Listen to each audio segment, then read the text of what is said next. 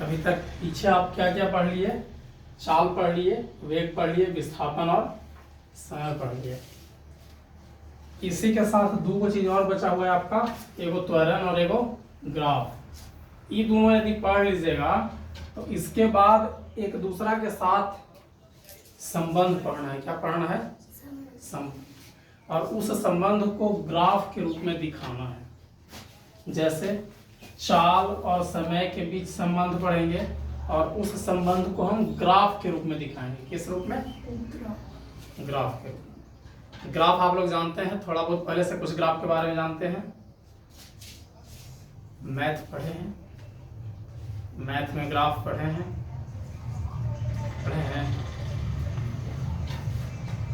नहीं? देखिए वो इस तरह का चीज आप पढ़े होंगे मैथ में, ऐसे होता है, ऐसे होता है, ठीक है। एगो एक्स डैश एक्स होता है, एगो वाई डैश वाई होता है। इसको हम क्या कहते हैं? एक्स डैश इधर लीजिए, इधर एक्स डैश इधर, ठीक है। इसको हम जीरो कहते हैं, ठीक है। ये जो जीरो है इसको हम क्या कहते हैं? मूल बिंदु है। क्या है ये? मूल बिंदु।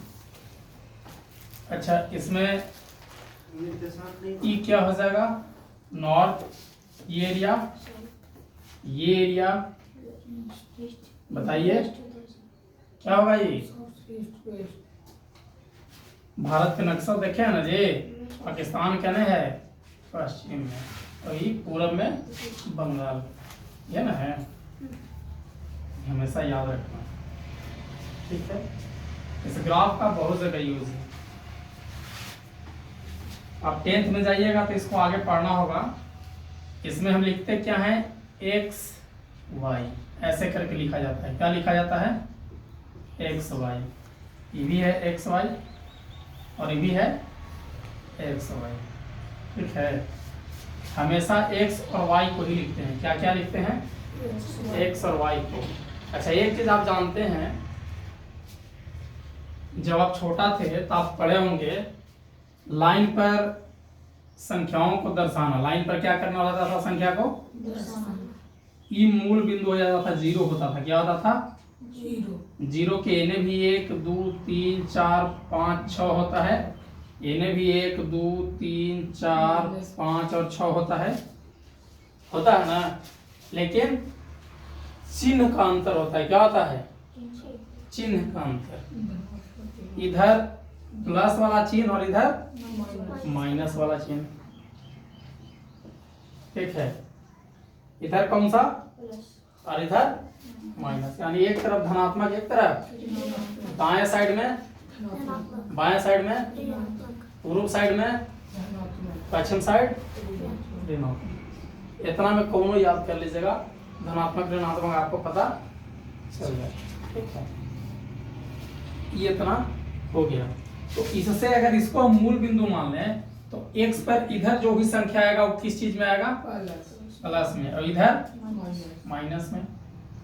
उसी प्रकार से इस लाइन को हम ऐसे घुमा दें। कैसे घुमा दें? ऐसे, घड़ी के उल्टा दिशा में।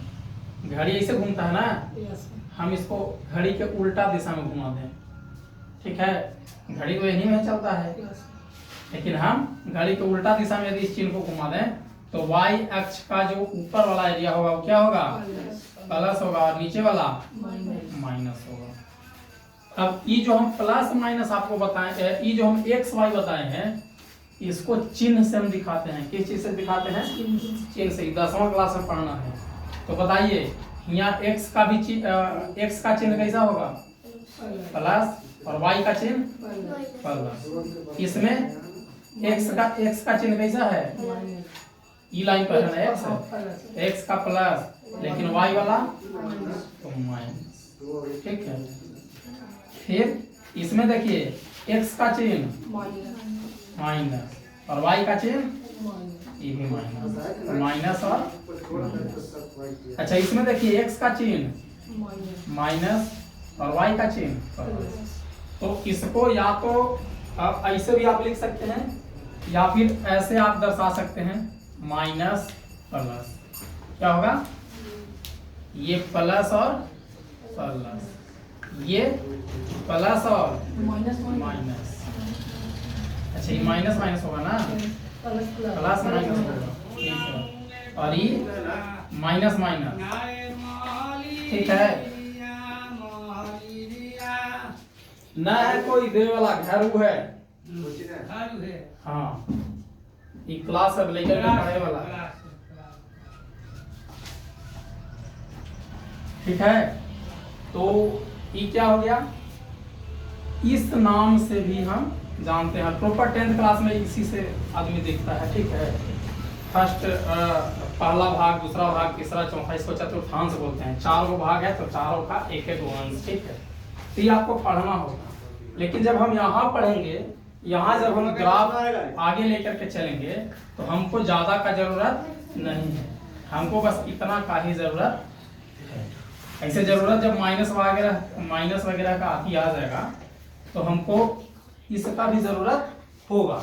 लेकिन हम अभी जो पढ़ेंगे ना, वो जितना भी वैल्यू पढ़ेंगे अभी हम सब प्लस में लेकर के पढ़ेंगे। क्या लेकर के पढ़ेंगे? प्लस लेकर के पढ़ेंगे, ठीक है।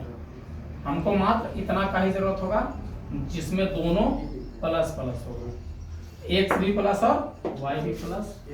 एक्स ये वाला लाइन और वाई ये वाला लाइन। ग्राफ है क्या,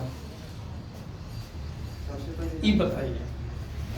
सबसे पहला सवाल तो यही होता है। अभी तो इतना चीज आपको बता दीजिए, लेकिन सबसे पहला क्वेश्चन है कि ग्राफ है क्या, बता सकते हैं? आखिर हम ग्राफ में क्या पढ़ते हैं, क्या दिखाते हैं, या आगे जब हम दोनों का संबंध पढ़ेंगे तो हम क्या करेंगे? ये दोनों के बीच का जो संबंध होगा उसको हम ग्राफ में एक लाइन, चाहे वो लाइन सीधा हो या वक्राकार हो, टेढ़ी मेढ़ी हो, ठीक है, किसी भी प्रकार का एक लाइन हमको मिलेगा। जब हम संबंध को दर्शा करके उसको हम ग्राफ पर उतारेंगे तो हमको एक लाइन मिलेगा, उसी के लाइन के माध्यम से हम दिखाते हैं। क्या करते हैं? लाइन के माध्यम से। इसको हम ज्यामितीय कहते हैं। क्या बोलते हैं?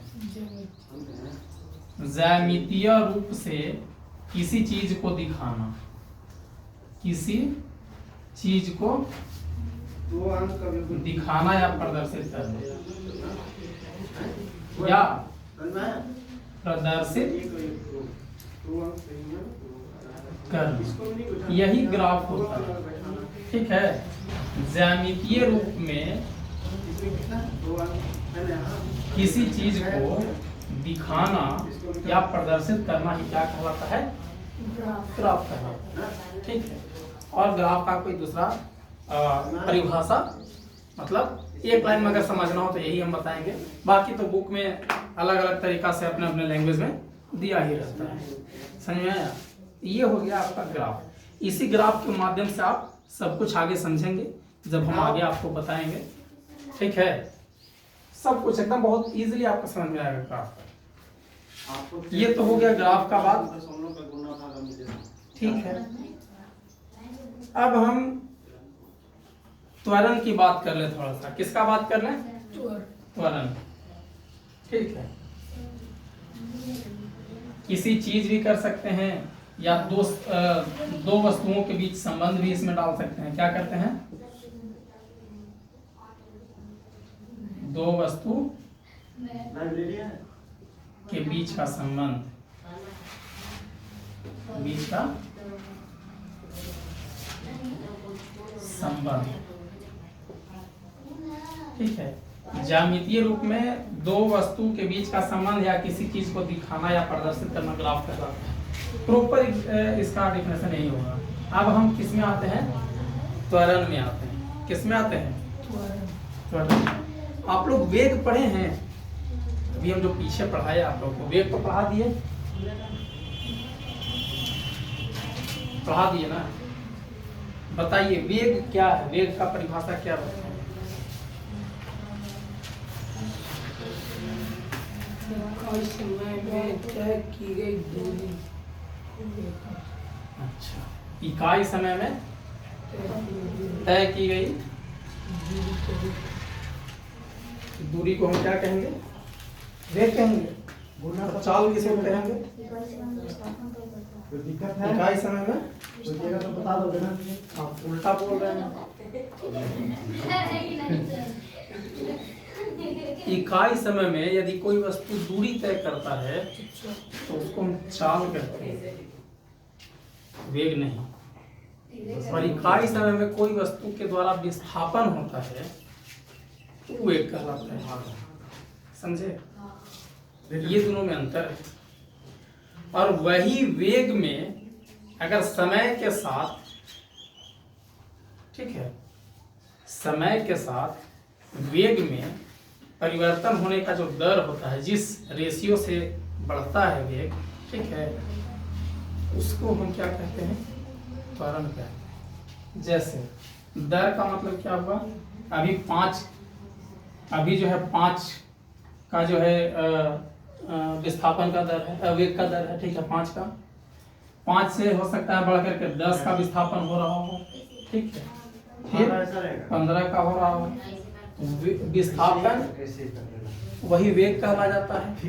और वही जो वेग का है, 5 का वेग है, 10 का वेग है, 15 का वेग है, तो बताइए यहाँ 5-5 का है ना अंतर सब में, तो 5 के रेशियो से ही बढ़ रहा है। तो हम कहेंगे कि जो वेग है 5 के दर से बढ़ता जा रहा है। क्या करता जा रहा है? तो हम यही जो दर है, जिस दर के कारण जो है वेग में परिवर्तन हुआ 5 से 10, 10 से 15, तो ये जो दर हुआ हमारा 5, ये त्वरण कहलाएगा। क्या कहलाएगा? यानी समय के साथ वेग परिवर्तन का जो दर होगा, क्या होगा? समय के साथ यहाँ पे कितना के बाद पॉइंट है बेटा? वेग परिवर्तन के दर को क्या कहेंगे? त्वरण कहते हैं। क्या कहते हैं? ठीक है, करना। और इसको भी लिखवा देते हैं, ग्राफ यहाँ पे कितना चलेगा? कहलाता है। एक के लिए है, ठीक है। समय के साथ वेग परिवर्तन के दर को हम क्या कहेंगे? त्वरण कहेंगे। जैसे पहला वेग 5 था, दूसरा वेग 10 था, तीसरा वेग 15 था, फिर 20 होगा, फिर 25 होगा। यहाँ 5 के रेशियो से दोनों के बीच में अंतर कितना है? 5। इसके और इसके बीच का अंतर कितना है? इसके और इसके बीच का अंतर कितना है? इसके और इसके बीच का अंतर। तो ये जो 5 है ना, ये एक दर है, रेशियो है, जिसके अकॉर्डिंग जो है वेग हमेशा बदल रहा है। तो यही 5 त्वरण कहलाएगा। क्या कहलाएगा? समझ में आ रहा है? समय के साथ वेग परिवर्तन के दर को हम क्या कहेंगे?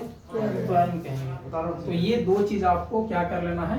नोट कर लेना है कि त्वरण क्या है और ग्राफ क्या है। लेकिन पहले आप त्वरण नोट कीजिए, उसके बाद त्वरण में हम और आगे आपको चीज बता रहे हैं, ठीक है?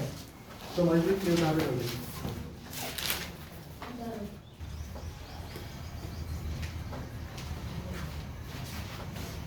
चलिए, ये तो नोट हो गया। अब हम क्या करेंगे? त्वरण बराबर क्या होता है, एक फॉर्मूला लिखेंगे, फिर आगे हम त्वरण को लेकर के चलेंगे, ठीक है? अब यहाँ से हम आप लोगों को कई बार बताएं कि फॉर्मूला खुद से बनाना होता है। फॉर्मूला कैसे खुद से बनाएंगे? तो क्या कह रहा है? समय के साथ। किसके साथ? समय। तो हम आप लोग को बताए हैं कि के, में, से जिसमें लगा हो वो हर का काम करता है। किसका काम करता है? हर का काम करता है। तो समय कहाँ होगा? नीचे। और क्या वेग परिवर्तन हो रहा है? क्या हो रहा है? वेग परिवर्तन, ठीक है। ये हो गया त्वरण बराबर फॉर्मूला। अभी रुकिए, लिखना अभी तुरंत नहीं है। ई तो हो गया आपको, इससे डायरेक्ट वेग दे देगा वेग परिवर्तन कितना का वेग परिवर्तन हो रहा है इस समय में, तब आप निकाल लीजिएगा। लेकिन विस्थापन दे देगा तब क्या कीजिएगा। आप लोग जो वेग पढ़ाए हैं तो वेग क्या पढ़ाए हैं कि जो विस्थापन होता है वही वेग कहलाता है, यही ना। तो वेग परिवर्तन को क्या हम विस्थापन लिख सकते हैं? क्या लिख सकते हैं? विस्थापन बटा समय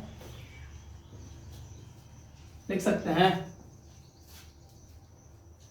अच्छा, विस्थापन को क्या लिख सकते हैं? विस्थापन बराबर फॉर्मूला, विस्थापन क्या बताए थे? अभी हम यहां खड़ा हैं, उस देर में वहां चले गए। तो अंतिम वस्तु की दूरी माइनस प्रारंभिक अवस्था की दूरी हमारा जो होता है यही होता है विस्थापन। अंतिम माइनस प्रारंभिक। और आपको दो चीज और बताए थे कि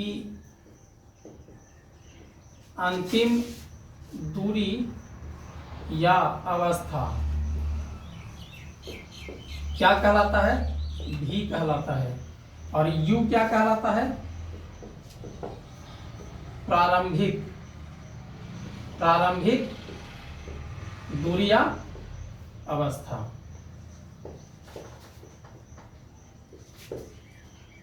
यही कहलाता है। और v माइनस यू को ही हम क्या कहे थे? विस्थापन कहे थे। क्या कहे थे? याद आया कुछ? विस्थापन जब पढ़ाए थे तो यही चीज बताए थे। तो क्या विस्थापन की जगह ये हम लिख सकते हैं? तो v माइनस यू बटा समय को हम क्या लिखेंगे? t लिखेंगे। ये हो गया इसका फॉर्मूला। आपको कभी भी डायरेक्ट ही नहीं देगा, हमेशा देगा कि अभी वस्तु यहाँ है और वस्तु का विस्थापन इतना हो गया या विस्थापित होकर के इतना दूरी चला गया, तो अब बताइए कि त्वरण क्या होगा। तो समय तो हमेशा दिया रहेगा, लेकिन आपको विस्थापन निकालना होगा ना। विस्थापन निकालिएगा तो वेग परिवर्तन हो जाएगा उसके बाद। ये तो डायरेक्ट हम ये फार्मूला का यूज करेंगे, v माइनस यू बटा t। अब इसी से हम इकाई निकालेंगे। क्या निकालेंगे? इकाई निकालेंगे। ठीक है, चलिए इसको इतना नोट कीजिए, फिर हम आगे बढ़ते हैं। देखिए, साथ में हम ये भी बताते चल रहे हैं कि पीछे क्या क्या आप पढ़े हैं और कहाँ कहाँ भूल रहे हैं। खाली पढ़े से काम नहीं चलेगा, ये भी आपको दिखाई दे रहा होगा। तो ये चैप्टर खत्म होने के बाद चैप्टर 1 और चैप्टर 2 दोनों क्या होगा? एकदम स्ट्रिक्टली पूछा जाएगा, साथ में एक्शन भी होगा। एक्शन कहने का मतलब कुटाई। ठीक है,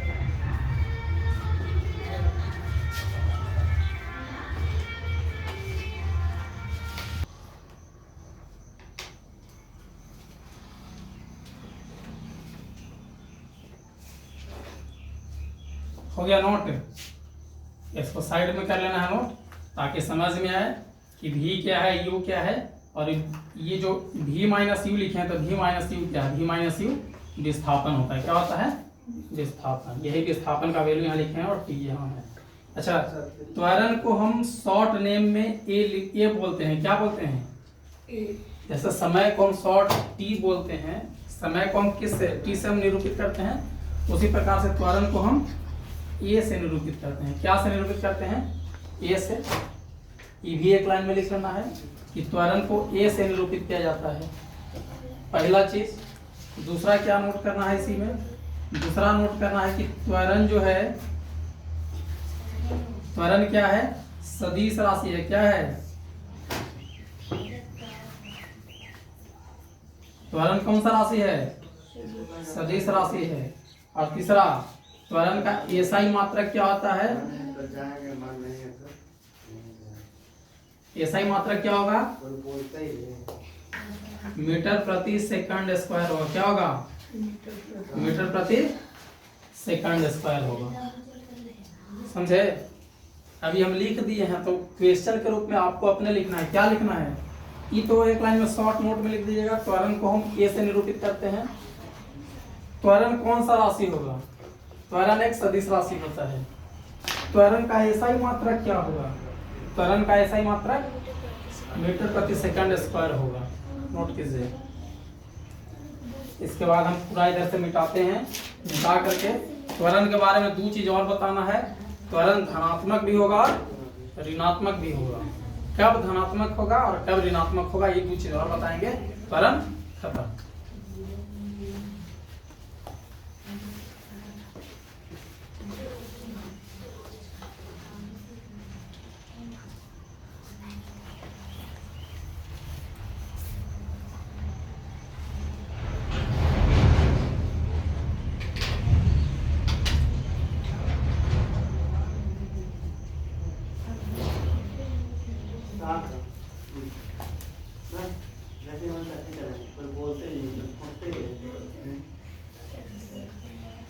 कोई फोकस देते ही रास्ता होगा जैसे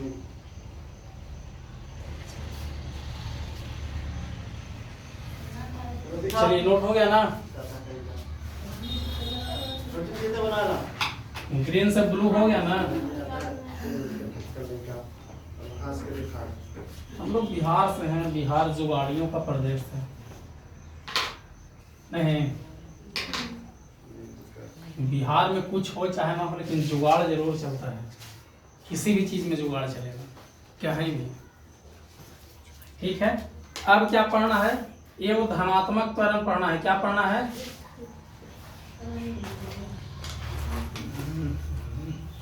बड़ी गलती लिखाता है आजकल। और एगो ऋणात्मक, क्या? त्वरण के बारे में। फिर असमान और एक समान। इतना पढ़ने के बाद आपका त्वरण क्या हो जाएगा? खत्म हो जाएगा। एक एक लाइन का है, ठीक है। और सबको हम अति से समझा देते हैं। मान लेते हैं कि त्वरण आपका जो है वेग 5 का है। किसका है? 10 हो गया, 15 हो गया, 20 हो गया, ठीक है। तो यहाँ देखिए तो ये क्या हो रहा है? 5 से 10, 10 से 15, 15 से 20, आगे की ओर बढ़ रहा है। क्या हो रहा है? बढ़ रहा है ना। जैसे हम एगो जीरो लाइन हम देते हैं, जो हम बता रहे थे। एक पर 5 है, 10 है, 15 है और 20 है ना। जब बढ़ रहा है तो ये स्थिति में धनात्मक होगा। क्या होगा? धनात्मक। और यही मान लेते, ये तो ठीक है, 10, 5। और मान लेते हैं कि त्वरण 20 है। 20 से 5, 20 से 15, 15 से 10, 10 से 5। तो यहाँ क्या आ जा रहा है? यहाँ भी तो त्वरण 5 ही है, लेकिन ये घट रहा है। क्या हो रहा है? घट रहा है। यहाँ बढ़ रहा है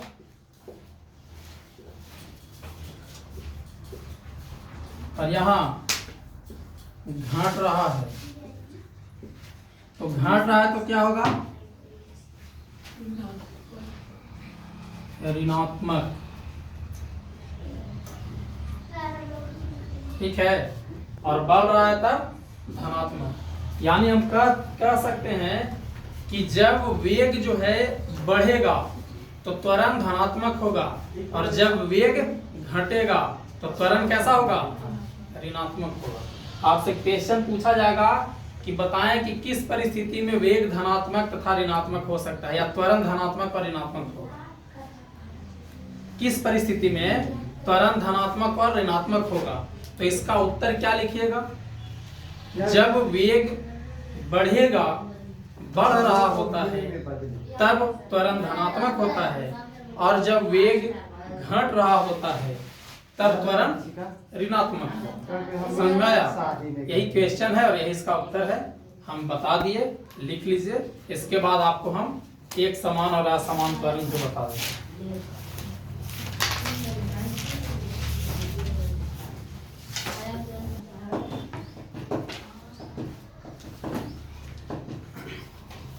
तो ये हो गया आपका त्वरण धनात्मक और ऋणात्मक, यानी वेग परिवर्तन का दर यदि बढ़ेगा तो धनात्मक त्वरण होगा और वेग परिवर्तन का दर यदि घटेगा तो ऋणात्मक त्वरण होगा।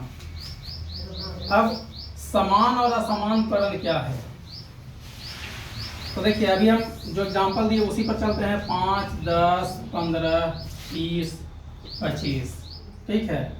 यहाँ से यहाँ से यहाँ से यहाँ से सब में कितना का अंतर है, 5 का, यानी 5 के रेशियो से ही बढ़ रहा है, ठीक है। एक कार जो है इस वेग से चल रही है, पहले 5 था, फिर 10 का, फिर 15 का, फिर 20 का, फिर 25 का। और एक और कार है जो 5, 8,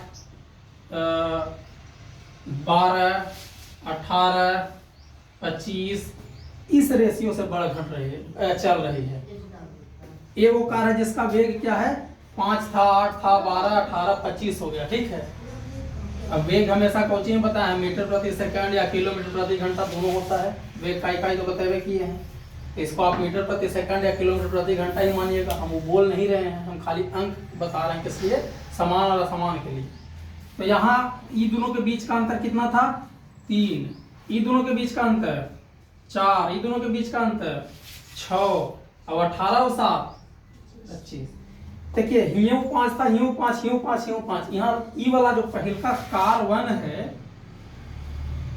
कार 1 इसमें हर जगह जो है सेम डिफरेंस, यानी 5 के रेशियो से ही बढ़ रहा है। लेकिन ये जो कार 2 है इसमें पहला बार में वेग परिवर्तन 3 हुआ, दूसरा बार में वेग परिवर्तन 4 हुआ, तीसरा बार में 6 और चौथा बार में 7। या हो सकता है कि अगला बार जो है 25 से 27 हो जाए, यहाँ 2 का हो जाएगा, 27 के बाद हो सकता है कि 28 हो जाए, 1 का हो जाएगा। यानी कहने का मतलब ये है कि यहाँ पे जो है वेग परिवर्तन का दर अलग अलग हो रहा है, एक नहीं है। तो जब वेग परिवर्तन का दर जो कार 2 का है वो अलग अलग है, तो जब अलग अलग रहेगा तो उसको हम क्या कहेंगे, असमान त्वरण कहेंगे। क्या कहेंगे, और जब वेग परिवर्तन का दर एक रहेगा तो उसको समान त्वरण कहेंगे। क्या कहेंगे, एक समान त्वरण। तो लिख लीजिए, एक समान त्वरण किसे कहते हैं,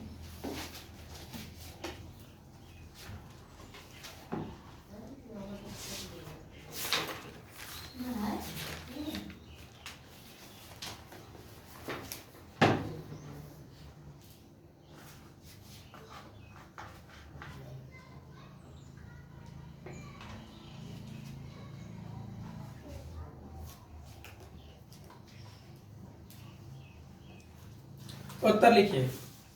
यदि वेग परिवर्तन का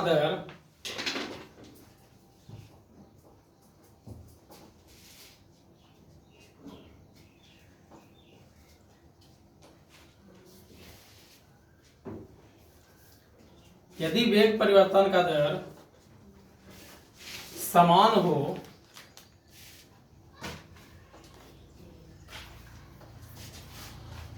तो उसे एक समान त्वरण कहते हैं, तो उसे एक समान त्वरण कहते हैं।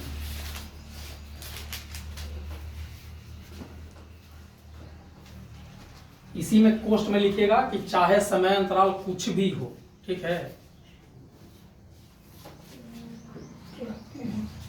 एक समान त्वरण कहते हैं।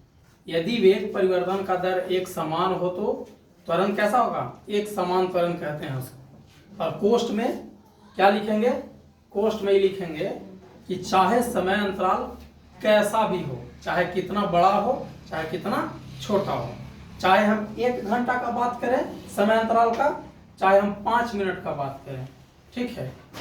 सब के लिए यही नियम अप्लाई होगा। यदि एक समान वेग परिवर्तन का दर होगा तो वह एक समान त्वरण कहलाएगा। लेकिन दूसरा जब हम बात करते हैं किसका, असमान त्वरण का, वो भी लिख लीजिए। असमान त्वरण क्या है, इसमें नहीं लिखे, लिखिए चाहे समय अंतराल कैसा भी हो।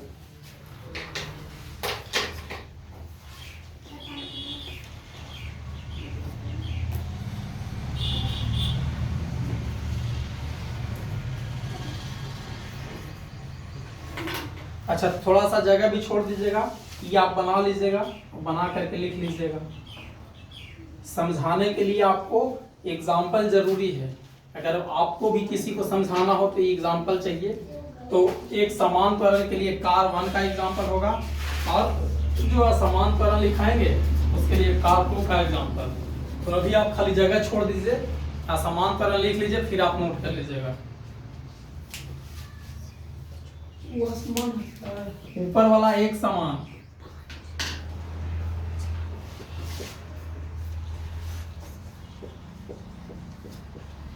और नीचे वाला असमान। लिखिए, यदि वेग परिवर्तन का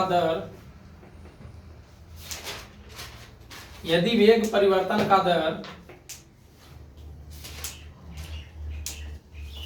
एक समान नहीं हो, एक समान नहीं हो, एक समान नहीं हो, एक समान नहीं हो, तो उसे असमान त्वरण कहते हैं। तो उसे असमान त्वरण कहते हैं। उसे क्या कहेंगे? असमान त्वरण।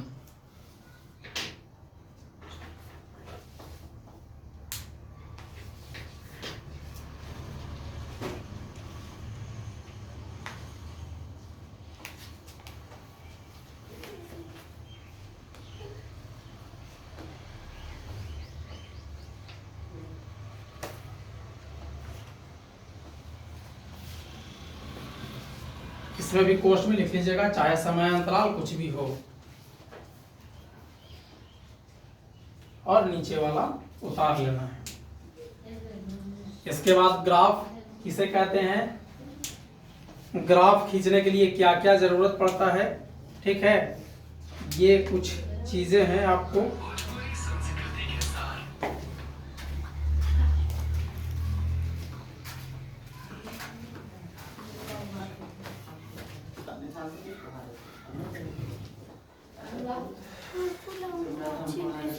चलिए, अब ये खत्म हो गया। अब हम चलेंगे ग्राफ में। किसमें? ग्राफ में।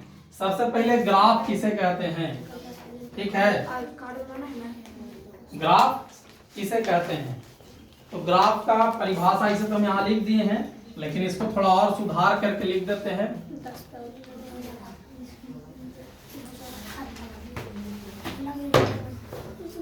देखिए, जो आप लोग का छूट जाएगा ना, वो आप लोग वीडियो देख करके नोट कर लीजिएगा। अगर बाय द वे कहीं छूट जाए, ऐसे छूटना तो नहीं चाहिए, टाइम तो पूरा दे रहे हैं। दो वस्तु के बीच के संबंध को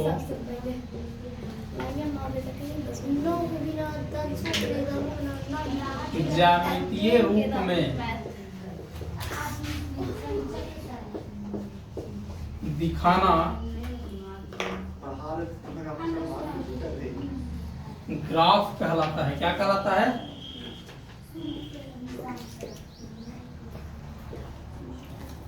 ये हो गया ग्राफ, ठीक है। ग्राफ खींचने के लिए किन किन चीजों की आवश्यकता होगी? पहला, हम अक्ष का चुनाव करेंगे। क्या करेंगे?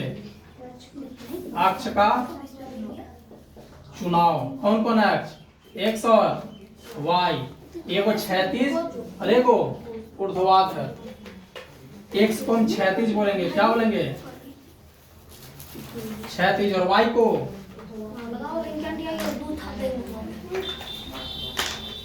ऊर्ध्वाधर। फिर मूल बिंदु का चुनाव। किसका? मूल बिंदु का चुनाव। तीसरा, स्केल का पैमाना लेंगे। क्या करेंगे? स्केल का पैमाना या चुनाव करेंगे, ठीक है। फिर स्केल का चुनाव या पैमाना का चुनाव। स्केल का चुनाव। कहेंगे स्केल को पैमाना भी कहा जाता है। क्या कहा जाता है? पैमाना भी। ये 3 गो हो गया, 2 गो और। फिर बिंदुओं को निर्देशित करना, बिंदु को दिखाना या चिन्हित करना।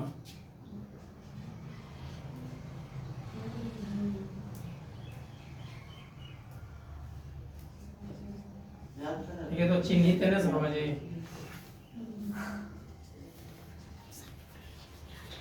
शुद्ध हिंदी लिखना है बड़ा कभी कोई दिक्कत होता है। ठीक है, ठीक। चिन्हित करना और ये को फिर लास्ट बिंदुओं को आपस में मिलाना, बिंदु को आपस में मिलाना।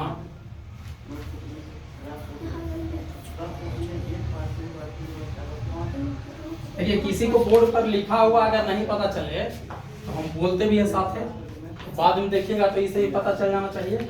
यह 5 चीज। पहले ग्राफ किसे कहते हैं, ई लिख लेना है। फिर दूसरा क्वेश्चन क्या है, ग्राफ के लिए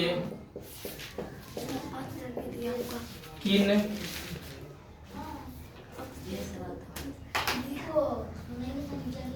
किन की आवश्यकता होती है।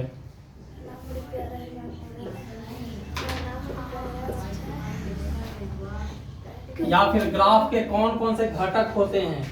एक ही चीज है, ग्राफ के लिए किन की आवश्यकता होती है, ग्राफ के लिए कौन कौन से घटक होते हैं। तो उत्तर क्या लिखिएगा, निम्न घटक या निम्न की आवश्यकता होती है। निम्न घटक या निम्न की आवश्यकता होती है।